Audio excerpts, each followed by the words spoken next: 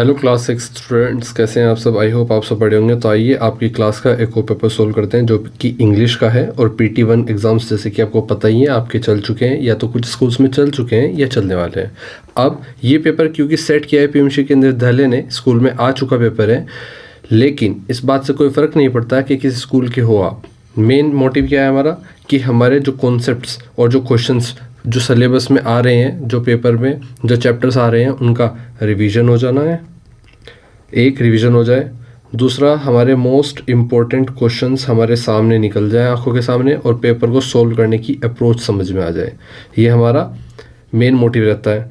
अब आपसे एक रिक्वेस्ट, क्योंकि आप बैठ चुके हो और वीडियो थोड़ी सी लंबी हो गई, तो पेपर और पेन के बिना आप नहीं बैठोगे। जो भी क्वेश्चन आपको लगता है कि आपको नहीं आता, वो आप साथ के साथ मेरे साथ लिखोगे, जिससे कि आपको प्रैक्टिस होगी। इसके साथ पेपर पेन के साथ साथ वीडियो को लाइक कर दो और हम अपनी वीडियो स्टार्ट करने जा रहे हैं। देखो, आपका ऑलमोस्ट 40 नंबर का पेपर होगा, जिसमें कि 90 मार्क्स 90 मिनट्स आपको मिलेंगी। ठीक है, सेक्शन ए की तरफ आते हैं। आप हमेशा पता है आपको कि रीडिंग सेशन होता है इंग्लिश के पेपर में, और मल्टीपल चॉइस क्वेश्चन आपके होते हैं। तो पैसेज पढ़ते हैं। अच्छा, इसको सोल्व करने का तरीका, जैसे कि मैंने बताया, आप पेपर में कैसे सोल्व करोगे पेपर को, ये डिपेंड करता है कि आप कितने काम हो। आपको शांति से काम लेना है। तो सबसे पहले आप क्या करोगे, देखो आपके सामने एक पैसेज होगा, ठीक है। तो कंफ्यूज नहीं होना। सबसे पहले क्या करना है, हमें पैसेज को वन गो में पढ़ना है पूरा, ठीक है। वन गो में पूरा नहीं पढ़ना, वन गो में स्टार्टिंग की 3 to 4 लाइन पढ़नी है, एक पैरा पढ़ लेना है, ठीक है। पैसेज में से एक पैरा पढ़ लेना है। आइए पढ़ते हैं। देखो, ये तरीका याद रखना पेपर में। Arjun was excited when his grandfather gifted him a small wooden box. Inside it were packets of seeds with a note that read, "These are more valuable than gold if you use them wisely." Arjun was disappointed because he had expected an expensive gift. He kept the box on a shelf and forgot about it. Months later, during his summer vacation, his grandmother encouraged him to sow the seeds. Though unwilling at first, Arjun prepared the soil, watered the plants regularly and protected them from insects. मान लीजिए आपने यहाँ तक पढ़ लिया। Starting में बिल्कुल आधा पढ़ना है। अब ये मान के चलना है कि आपके जो शुरू के 2 क्वेश्चन होंगे वो इसके स्टार्टिंग के इस पैसेज में से आ चुके होंगे। तो अब आप पहला क्वेश्चन पढ़ोगे। क्वेश्चन क्या कह रहा है, why was Arjun disappointed when he open the wooden box. Option A, the seeds were damaged. B, he expected an expensive gift. C, he did not know how to garden. और D, his grandfather forget his birthday. तो देखो, आपने साफ देखा क्या कि these are more valuable than gold if you use them wisely. और अर्जुन क्या हुआ, डिसअपॉइंट हुआ। क्यों? Because he had expected an expensive gift. तो हमारा आंसर मिल गया इस पैसेज में से। क्या आंसर हुआ हमारा? Option B, he expected an expensive gift. Clear? Second देखो, इसी में से सेकंड मिलेगा हमें। क्वेश्चन पूछता है second, which word from the passage means to plant seeds in the soil. To plant seeds in the soil कौन सा वर्ड होगा? Option A protected, B admired, C sow और डी एनकरेज्ड। तो आपको पता होना चाहिए कि कौन सा वर्ड है। वर्ड है आपका सो। तो सो का मतलब होता है कि प्लांट को सोयल में सीड करना, मतलब प्लांट सीड्स को सोयल में एक तरह से बो देना, ठीक है। Used exactly this way in his grandmother encourage him to sow. देखो यहाँ पर कहा है कि उसकी ग्रैंड मदर ने, his grandmother encouraged him to sow the seeds, मतलब बोना, सीड्स को सोयल में बोना। तो ऑप्शन सी बिल्कुल सही हो जाएगा। क्वेश्चन नंबर 3 पर आते हैं। अब देखो, मैंने कहा था कि एक पैसेज पढ़ लेना है यहाँ से बीच तक, 2-3 लाइन पढ़नी है आपको, 3-4 लाइन, उसके बाद 2 क्वेश्चंस करने हैं। इसमें से आपको आंसर मिल जाएंगे, ठीक है। अगर नहीं मिलते तो कोई बात नहीं, टेंशन नहीं लेनी। इन 2 के बाद इसको पूरा पढ़ते हैं। अगले क्वेश्चन पे बाद में जाएंगे, पहले पूरा पढ़ते हैं। After a few months the garden was full of colourful flowers and fresh vegetables. Neighbors admired his garden and some even bought vegetables from him. Arjun realized that his father's gift had taught him that effort and patience could turn small opportunities into great reward. ठीक है, इसके भी आप पर 3rd question देखते हैं कहाँ से बनता है। Which of the following best describes Arjun's change by the end of the story. तो कौन सा इनमें से ऑप्शन है जो दिखाता है कि अर्जुन स्टोरी के आखिर में चेंज हो गया था? A, careless to selfish. B, disappointed to responsible. C, proud to dishonest. और डी, लेजी टू एंग्री। देखो, डिसअपॉइंट था वो, लेकिन उसके बाद वो रिस्पॉन्सिबल हो गया, तो ऑप्शन बी बिल्कुल सही है इसका, क्योंकि वो स्टार्टिंग में डिसअपॉइंटेड था और अनइंटरेस्टेड था, बट बिकम आफ्टर क्या हुआ, बाद में क्या हुआ, वो रिस्पॉन्सिबल हो गया, उसने वाटरिंग की, प्लांट को पानी दिया, प्रोटेक्शन की उसकी, ठीक है, रेगुलरली उसको ध्यान दिया, तो इससे क्या हो गया, वो रिस्पॉन्सिबल बन गया। ऑप्शन बिल्कुल सही होगा। क्वेश्चन 4 पर आते हैं, विच sentence best express the central ideas of the passage. तो कौन सा सेंटेंस पैसेज को बेस्ट तरीके से, सेंट्रल आइडिया को एक्सप्रेस करते हैं। तो ऑप्शन ए कहता है, gardening is an expensive hobby. बिल्कुल नहीं, इस बारे में बात नहीं हो रही। Valuable gifts are always costly. C, hard work and patience can transform opportunities into success. और D, growing vegetable is easy. तो ऑप्शन सी बिल्कुल सही है। यहाँ पर हार्ड वर्क की बात की गई है, पेशेंस की बात की गई है, जो कि ट्रांसफॉर्म क्या करता है, अपॉर्चुनिटीज़ को सक्सेस में ट्रांसफॉर्म करता है। तो ऑप्शन सी बिल्कुल सही होगा। ठीक है, क्वेश्चन 5 पर आते हैं, Why did the grandfather describes the seeds as more valuable than gold? तो गोल्ड से भी क्यों ज़्यादा वैल्यूएबल बताए थे ग्रैंडफादर ने सीड्स को। तो option A, they were made of gold, वे गोल्ड से बने थे। नहीं, ये तो इलॉजिकल आंसर है। They could be sold immediately. नहीं, they could bring success when use with effort and patience. तो ऑब्वियसली ऑप्शन सी बिल्कुल सही होगा आपका। The seeds themselves weren't valuable, लेकिन उसका आउटकम जो है वो नेचर्ड विद एफर्ट है। ठीक है, एफर्ट के साथ ही उसका आउटकम आता है, जो कि क्या दिखाता है हमें, एक पेशेंस सिखाता है, और वही हमारी सक्सेस होती है। ठीक है, ऑप्शन सी। क्वेश्चन 6 पर आते हैं, विच lesson from A bottle of due, which lesson from a bottle of due is reflected in this passage. तो कौन सा लेसन दिख रहा है आपको इस किताब के इस चैप्टर में से। Option A, luck is more important than effort. Hard work is the real key to success. Magic can solve every problem. और D, wealthy always brings happiness. तो ऑप्शन बी बिल्कुल सही है। Hard work is the real key to success. This mirror the moral of a bottle of dew where true wealth comes from sustain effort and not shortcuts और luck. तो आपकी जो wealth है, आपके अंदर जो कामयाबी आनी है, पैसा आना है, सब चीज़ें आनी है, वो किससे आएगी, हार्ड वर्क से आएगी, कंसिस्टेंसी से आएगी, सस्टेन्ड एफर्ट से आएगी। ठीक है, लगातार किए गए एफर्ट से। इसी तरह से second question, read the passage carefully और आंसर द फॉलोइंग क्वेश्चन। तो सबसे पहले क्या बताया था मैंने, फिर से डिस्कस करता हूँ। सबसे पहले आपको मान लो इतना बड़ा आपका पैसेज है, उसमें से आपको 1/3 पढ़ना है। 1/3 पढ़ने से क्या फ़ायदा होगा, आप रिलेट कर पाओगे कि स्टार्टिंग के 2 क्वेश्चन क्या इसमें से है या नहीं है। अगर पहले 2 क्वेश्चन इसमें से है तो अच्छी बात है, कर लेंगे हम। नहीं है तो हमें ये पता चल जाएगा कि पहले 2 तो इसमें से नहीं है, और फिर हम सेकंड वाला केयरफुली पढ़ेंगे। ठीक है, तो पहले पढ़ते हैं पैसेज को। पैसेज स्टार्ट होता है, during the summer vacation 12-year-old Mehul visited his grand parents village. तो मेहुल अपने ग्रैंड पेरेंट के विलेज चला गया समर हॉलीडेज में। One morning his grandfather handed him a basket of mango saplings and said, plant these near the playground. तो उसने, grandfather ने उसको एक बास्केट दी मैंगो की, और उसको कहा कि इनको प्लांट करो प्लेग्राउंड के आसपास। Mehul wondered why anyone would plant trees that would take years to grow. Mehul को क्यूरियोसिटी हुई, वो सोचने लगा कि क्यों लोग पेड़ उगाते हैं जब उसको इतने साल लगते हैं बड़ा होने में। However he agreed to help, लेकिन फिर भी वो मान गया, चलो ठीक है मैं उगा देता हूँ। Every day he watered the saplings and protected them from grazing animals.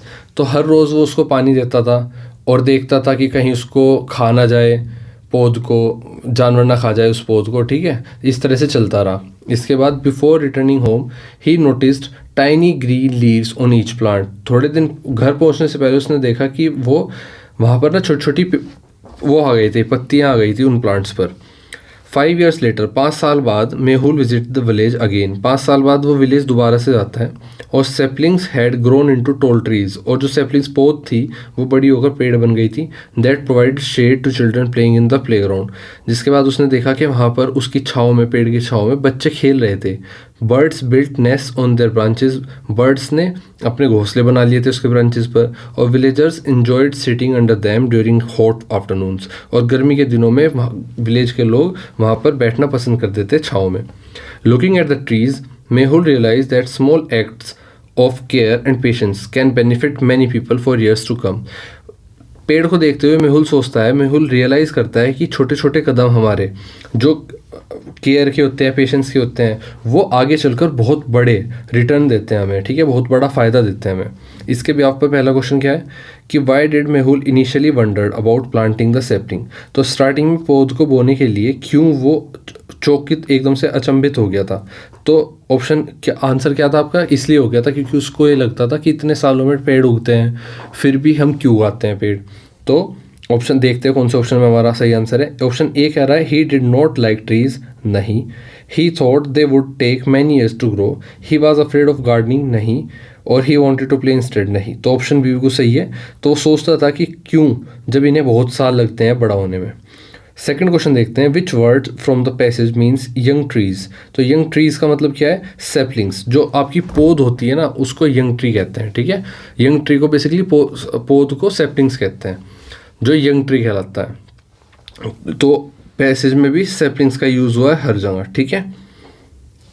Next question पे चलते हैं। Question number third, what does the passage mainly teach us. Option A, villages are better than cities, B, trees should be planted only in summer, C, patience and care can create lasting benefits. तो option C बिल्कुल सही है। जो patience है और care है वो क्या करती है, क्रिएट करती है क्या, बेनिफिट्स, बहुत लंबे समय तक के लिए हमें बेनिफिट्स देती है, ठीक है। ऑप्शन आपका थर्ड का सी हो गया, clear.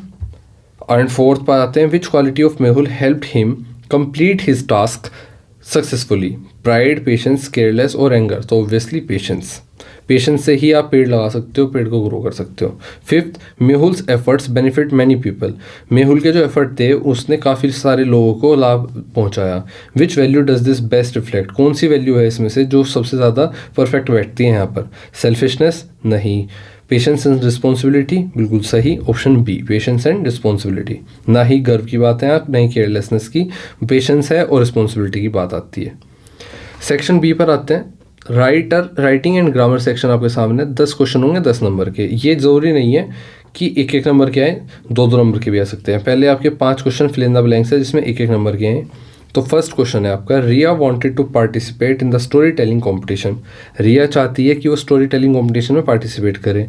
She practised every day, she wanted to improve her speaking skills.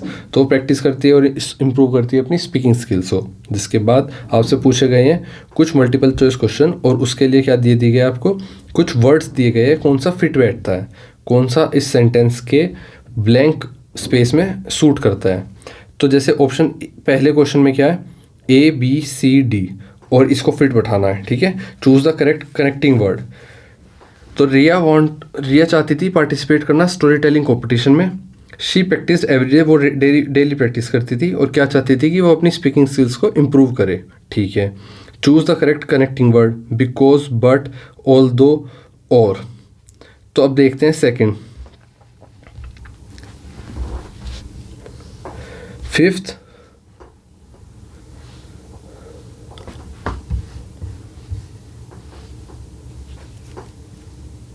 the children rushed to the playground because the school bell rang. A teacher asked the student to walk quietly in the library. और इसके बाद अगर ये इसके options हैं, ये इसके options हैं, ओके। हमारे पास ऑप्शंस ज़्यादा हो गए ना, तो यहाँ पर डैश आपका होना चाहिए था इस जगह पर, ठीक है। शी प्रैक्टिस्ड एवरी डे, क्या आएगा, because she wanted to improve her speaking skills. तो ऑप्शन क्या आएगा, बिकॉज, ठीक है। Option A. Second, the children rush to the playground. Children playground की तरफ भागते हैं, एकदम से रश करते हैं। Dash the school bell rang. तो स्कूल की घंटी जब बजती है तो as soon as school bell rang, option B बिल्कुल सही हो जाएगा। एज सुन एज मतलब दो एक्शंस को दिखाता है यहाँ पर, एक इमीडिएटली हो रहा है दूसरे के होने से। तो यहाँ पर सामने क्या दिखाया, ये दिखाया इसके होने से ये हो रहा है। तो एज सुन एज दिस ये काम होता है, उसके साथ ही ये काम होता है। तो children rush to the playground as soon as the school bell ring. Option third, a teacher asked the students to walk quietly in the library. Teacher बच्चों से कहता है कि चुपचाप लाइब्रेरी में चलो, which word is the adverb in the sentence, तो कौन सा इसमें एडवर्ब है। तो आपको क्या पता होना चाहिए, देखो वॉक क्वाइटली, एडवर्ब क्या होता है, जो वर्ब की विशेषता बताए। तो वर्ब क्या यहाँ पे वॉक, चलना हमारा क्या है, वर्ब है। और वर्ब की को यहाँ पर कौन डिफाइन कर रहा है, क्वाइटली चलना है, तो क्वाइटली क्या हो गया आपका, एडवर्ब हो गया। क्वेश्चन थर्ड, एडवर्ब क्या करता है, डिस्क्राइब करता है how an action is done. तो एक्शन क्या था हमारा वॉक, और वॉक कैसे की जा रही है, क्वाइटली की जा रही है। तो वो एक्शन कैसे किया जा रहा है, वही हमारी एडवर्ब होती है। क्लियर। क्वेश्चन थर्ड पर आते हैं, choose the sentence that is punctuated correctly. तो कौन सा सेंटेंस है इसमें जो पंक्चुएटेड करेक्टली, तो इसमें आपका होना चाहिए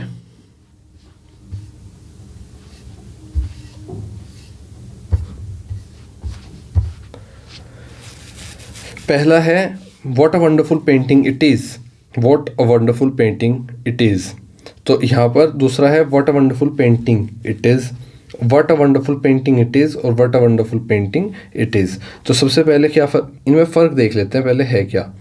सबसे पहले इसमें क्वेश्चन मार्क है, इसमें क्वेश्चन मार्क नहीं है, इसमें क्वेश्चन मार्क नहीं है। तो यहाँ पर क्या है, यहाँ पर भी क्वेश्चन मार्क नहीं है, क्या है, एक्सक्लेमेटरी सिंबल है आपका। और इसके बाद वंडरफुल पेंटिंग इट इज़, और यहाँ पर क्या है, फुल स्टॉप है। तो देखो एक क्वेश्चन मार्क आता कहाँ है, एक्सक्लेमेशन आ रहा है इन दो जगह पर, यहाँ पर आया फुल स्टॉप और यहाँ पर आया क्वेश्चन मार्क। देखो क्वेश्चन मार्क तो नहीं आएगा क्योंकि यहाँ पर सवाल नहीं पूछा जा रहा, लेकिन आश्चर्यजनक तरीके से कहा जा रहा है, oh what a wonderful painting it is.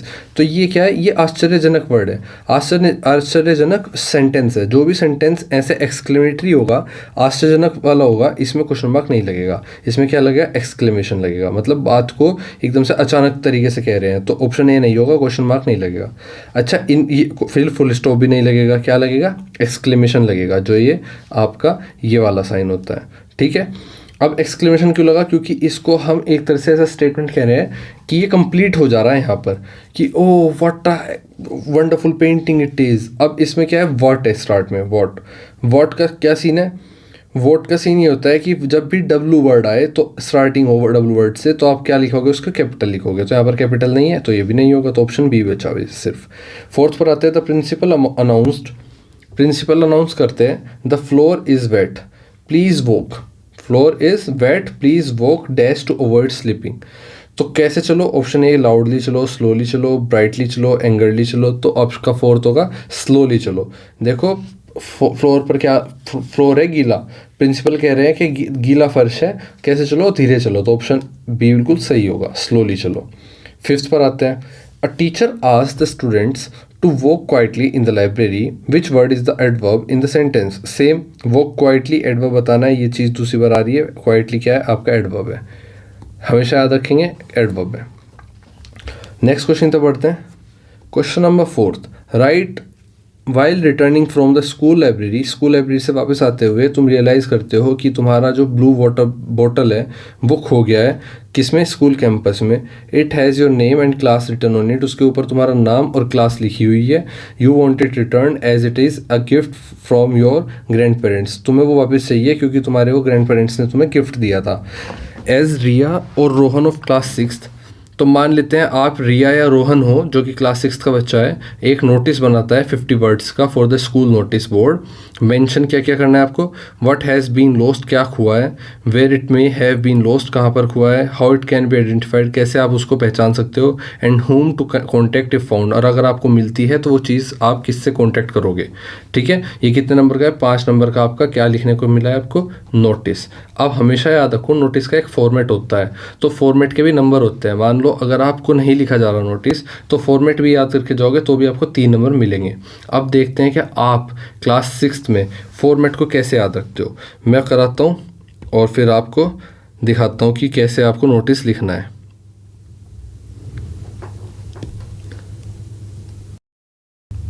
तो इस तरह से आप अपना नोटिस लिख सकते हो। बेसिकली नोटिस लिखने में कुछ चीज़ें मेन होती हैं जो आपको याद ही रखनी पड़ेंगी, जैसे ऊपर हेडिंग आएगी, फिर नोटिस की हेडिंग आएगी, फिर उसके बाद डेट आएगी, इधर यहाँ पर सब्जेक्ट की हेडिंग आएगी और फिर आपका मैटर स्टार्ट होगा। अब देखो आपके लिए इजी चीज़ क्या है कि आपको जो पॉइंट्स दिए गए हैं ना, ये लाइन बाय लाइन लिखने हैं। पहले कि आप कौन हो, किस क्लास के बच्चे हो, क्या हुआ है आपके साथ, मतलब क्या हुआ है आपके साथ, व्हाट हैज़ बीन लॉस्ट, कहाँ पर खुआ है ना, कैसे उसको आइडेंटिफाई कर सकते हैं, और लास्ट में आप किसको कांटेक्ट करोगे, मतलब नोटिस में आप बता रहे हो ना सामने वाले को कि अगर आपको वो चीज़ खोई हुई मिल गई तो आप कैसे कांटेक्ट करोगे या किसको कांटेक्ट करोगे, तो वो सब आप लिख दोगे। जैसे कि this is to inform that I have lost my blue water bottle while returning from the library in the school. Campus में हुई है, ठीक है। इट हैज़, उसके ऊपर मेरा नाम लिखा हुआ है, क्लास लिखी हुई है, ठीक है। और फॉर आइडेंटिफिकेशन आप वो चीज़ देख सकते हो। और स्पेशल गिफ्ट्स फ्रॉम माई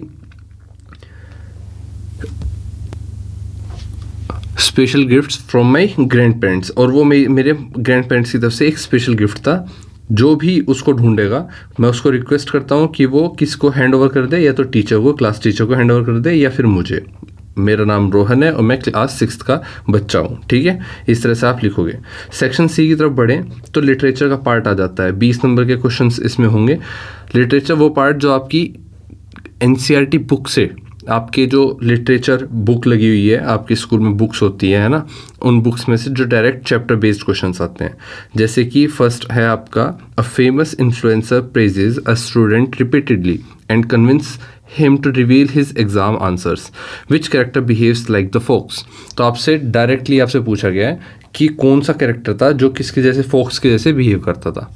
अब ऑप्शन क्या है, क्योंकि देखो famous influencer praises a student repeatedly, तो किसकी कहानी में कौन था, एक फेमस इन्फ्लुएंसर था, वही कौन किसके जैसा, फॉक्स के जैसे बिहेव करता था। तो आपका आंसर क्या आ जाएगा, ऑप्शन बी, द इन्फ्लुएंसर। तो like the fox the influencer flatters the student to get something. Fox की तरह बच्चों को वो लुभाता था जिससे कि वो कुछ, जैसे एग्जाम के आंसर्स उनसे मांग सके, ठीक है। और using excessive praise as a manipulation tool, और वो उनकी तारीफ करता था जैसे कोई उनको मैनिपुलेट करने के लिए। सेकंड, असर्शन आपके सामने और रीज़न आपके सामने है। असर्शन क्या कहता है, असर्शन का मतलब होता है स्टेटमेंट। रीज़न कि वो स्टेटमेंट सही है तो क्यों है, और नहीं है तो क्यों नहीं है। अगर ये रीज़न सही लिखा है, देखो यहाँ पर क्या होगा ना, आपके जो ऑप्शन बनते हैं, ये ऑप्शन बनते हैं कि ए और आर दोनों सही है, ए भी ट्रू है, आर भी ट्रू है। और क्या जो ये रीज़न दिया गया है ये इस बात को सही तरीके से प्रूफ कर रहा है, तो वो भी बताना है आपको। कई बार ऐसा होता है कि ये बात अपने आप में लिखी तो सही होती है, लेकिन ये इस बात को प्रूफ नहीं करती, इस बात का सही लॉजिक नहीं होता है, सही रीज़न नहीं होता। तब आप क्या चूज़ करोगे कि आर सही तो है, R both are true, but R is not the correct explanation of A. तो ये आप चूज़ करते हो। अब देखते हैं स्टेटमेंट क्या कहता है और रीज़न क्या कहता है। स्टेटमेंट कहता है the raven lost his food, तो रावण लॉस्ट कर देता है अपने फूड को, बिल्कुल सही बात है। इसका रीज़न देखते हैं क्या दिया इन्होंने, he became proud after hearing the fox praise, वो बहुत प्राउड फील करता है जब वो सुनता है फॉक्स की प्रेज, बिल्कुल सही बात है। रावण लॉस्ट कर देता है अपने फूड को क्योंकि वो बहुत प्राउड फील करता है, वो became proud after the fox flattery and opened his beak. Therefore both the assertion and reason are true and the reason correctly explains the assertion। तो ये बात सही से एक्सप्लेन करती है एक, और दोनों बात अपने आप में क्या है, ट्रू है। तो आपका आंसर क्या हो जाएगा, ऑप्शन ए सही हो जाएगा। Both A and R true and R explains A. Third part क्या कहता है, if the raven had, basically raven भी बोल सकते हैं, रेवन भी बोल सकते हैं। If the raven had pause to think before opening his beak what would most likely have happened. तो क्या होता है जब वो अपना मुंह खोलने से पहले सोचता है तो उसके बाद मोस्टली क्या होता है। Option A, he would have sung beautifully, B, he would have kept the morsel and the fox plan would have failed, C, the fox would have climbed the tree, or D, the other birds would have praised him। तो basically होता क्या है कि he would have kept the morsel and fox plan would have failed. तो option B बिल्कुल सही आ जाएगा आपका। Fourth, which proverb best match the poem, match के लिए सबसे बेस्ट प्रोवर्ब क्या हो सकता है, पोएम का नाम है the raven and the fox. Option A, practice makes perfect, all the glitters is not gold, pride comes before a fall, और slow and study wins the race. तो आपका आंसर क्या होगा, pride comes before a fall. Raven's downfall जो था वो क्या कारण, डायरेक्टली क्या कोज करता था, किससे कोज, क्या कारण था उसका बेसिकली, तो वो रेवंस का डाउनफॉल मतलब जो अपना खाना खो देता है किसके कारण? हिज प्राइड एट बीइंग फ्लेटर्ड, वो अपनी जो तारीफ होती है उसकी वजह से वो अपना खाना खो देता है। तो ऑप्शन सी बिल्कुल सही होगा, pride comes before a fall, ये प्रोवर्ब बिल्कुल सही होगा। Which quality help the fox succeed, fox को जीतने के लिए, कामयाब होने के लिए क्या चीज़, कौन सी क्वालिटी काम आई? काइंडनेस, क्लेवर प्लानिंग, स्ट्रेंथ और स्पीड। तो क्लेवर प्लानिंग, ऑप्शन बी, चालाकी काम आई थी। क्वेश्चन 6 पर आता है, read the passage carefully and answer the following question. Carefully he took the bottle to the sage smiled and muttered something over the water, then he returned the bottle and said, try it out. Ramnath sprinkled a few drops on a copper vessels and waited for it to turn to gold. To his surprise, nothing happened. ठीक है, इसके बाद अच्छा, अगर आपको question paper चाहिए होता है तो आप चैनल को सब्सक्राइब करके मेंबरशिप ज्वाइन करने के बाद आपको ये सारा question paper with detail answer की PDF इस तरह से आपको मिल जाएगी, ठीक है। और एक ही बार आपको मेंबरशिप ज्वाइन करनी है, फिर सारे पेपर्स की आपको मिलती रहेगी। क्लियर? तो ऑप्शंस क्या है? Choose the option that list the events in the correct order. तो क्या हुआ था? देखो, सेज स्माइल, सेज हंसता है, Ramnath gave the bottle to the sage, Ramnath पानी की बोतल सेज को देता है, Ramnath sprinkled a few drops on a copper vessel, the sage muttered something over the water, Ramnath wanted to see if the magic work. तो magic work होता है, ये सब चीज़ देखता है। तो इसका सही ऑर्डर क्या होगा? इसका सही ऑर्डर होगा कि सबसे पहले रामनाथ पानी बोतल किसको देता है? सेज को देता है। इसके बाद क्या होता है? इसके बाद सेज मुस्कुराता है, तो पहले बी आया, फिर ए आया। इसके बाद होता है आपका says muttered something over the water, says जो है वो उसके ऊपर कुछ फुसफुसाता है, डी आ गया। डी के बाद आपका Ramnath sprinkled a few drops on a copper vessel, जो पानी की बोतल थी, कॉपर वेसल थी, उसके ऊपर क्या किया? कुछ स्प्रिंकल किया, ठीक है। तो आपका सी आ गया। सी के बाद क्या आया? आपका Ramnath waited to see if the magic work, Ramnath उसको गोल्ड में बदलते हुए देखने के लिए फिर वेट करता है कि कब मैजिक होगा। तो BADCE ऑप्शन बी बिल्कुल सही है आपका। नेक्स्ट क्वेश्चन है, fill in the blank with the correct word from the extract. तो आपको जो दिया गया था वहाँ से एक स्टेटमेंट निकाल के दे दिया गया है और इसमें आपको फिल इन द ब्लैंक्स दे दिया गया है। यहाँ पर एक ब्लैंक दे दिया, इसको फिल करना है। Seeing that the plant had dried up, the gardener dash some water on it. तो जैसे कि देखते ही कि जो पौधा है वो सूख रहा है, गार्डनर ने क्या किया?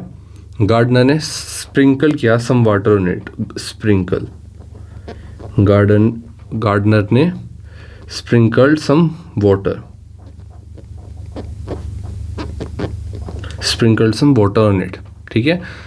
ये बिल्कुल सही बैठेगा क्योंकि उसने उस पानी उसके ऊपर थोड़ा सा स्प्रिंकल कर दिया था। Third, how might Ramnath have felt when nothing happen to the copper vessel. Ramnath को कैसा लगा जब कॉपर वेसल के साथ कुछ नहीं हुआ, कोई जादू नहीं हुआ, वो सोने में नहीं बदला। क्या वो एक्साइटेड हुआ, प्राउड फील किया उसने, सरप्राइज्ड हुआ या रिलैक्स्ड हुआ? तो वो क्या हुआ? सरप्राइज्ड हुआ। ऑप्शन सी बिल्कुल सही होगा, है ना।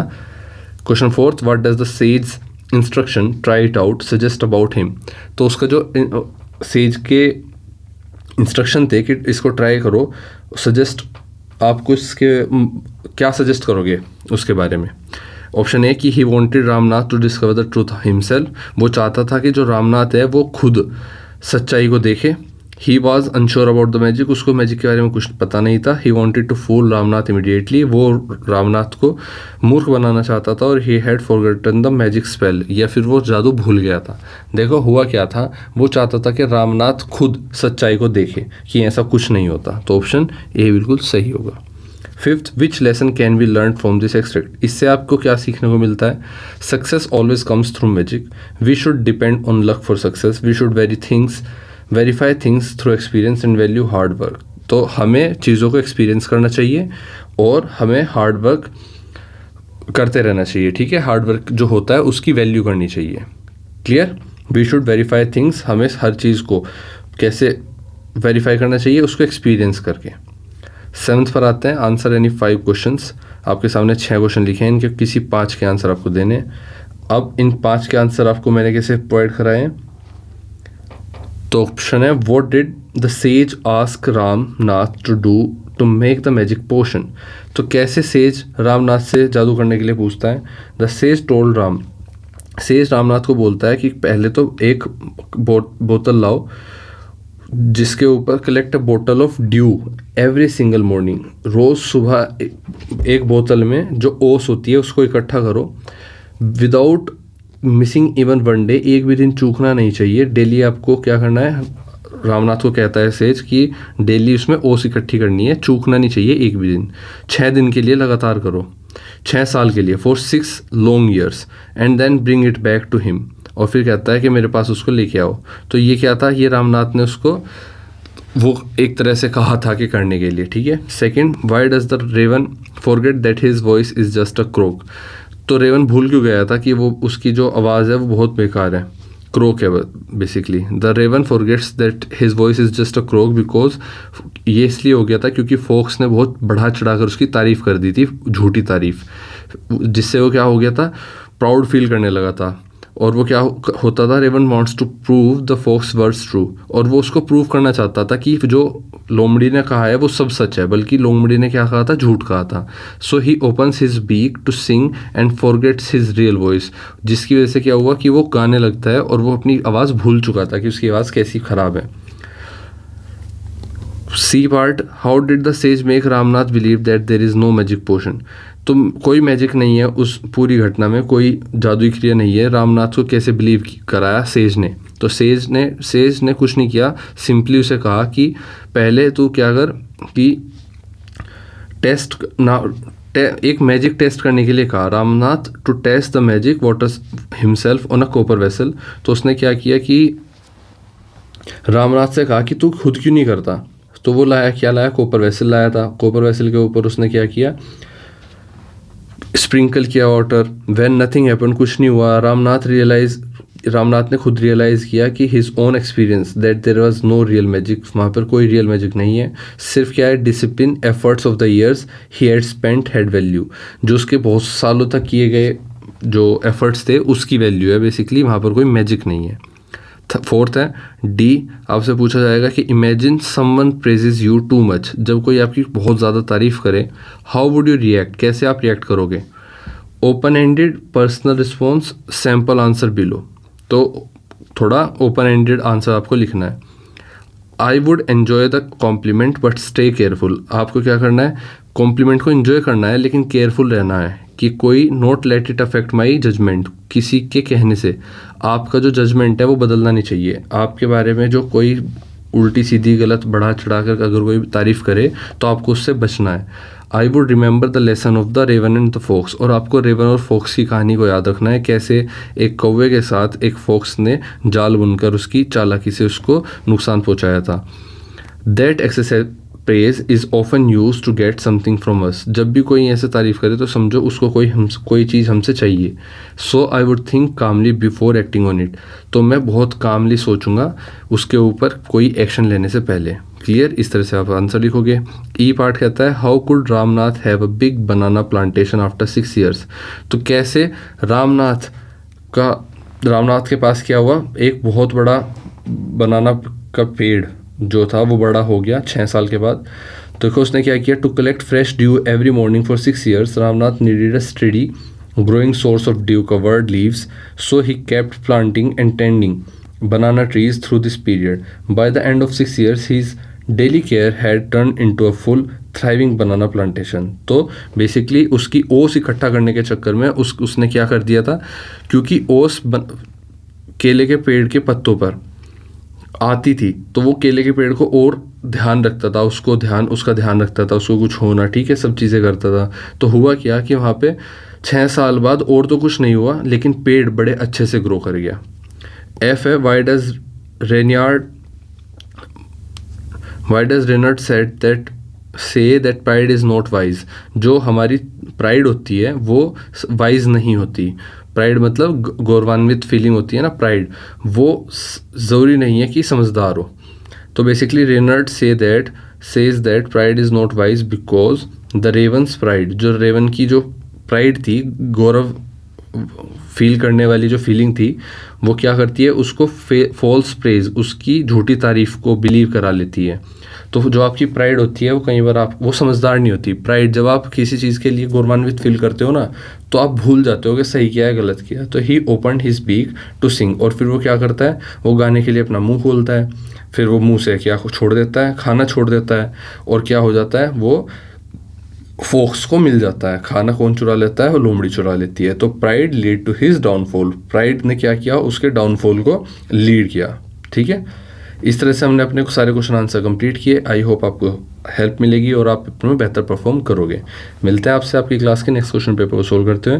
तब तक वीडियो को लाइक कर दो, ये आपकी ड्यूटी बनती है। चैनल को सब्सक्राइब कर दो, और अगर क्वेश्चन पेपर की पीडीएफ चाहिए तो मेंबरशिप ज्वाइन कर लो, आपको सारे क्वेश्चन पेपर की पीडीएफ्स मिल जाएगी विद डिटेल आंसर्स। ठीक है, और अपना फीडबैक और आने वाला जो सबसे मोस्ट अपकमिंग एग्ज़ाम है आपका, वो आप कमेंट्स बता दो, उसके ऊपर हम वीडियो बना देंगे। तब तक के लिए बाय बाय दोस्तों।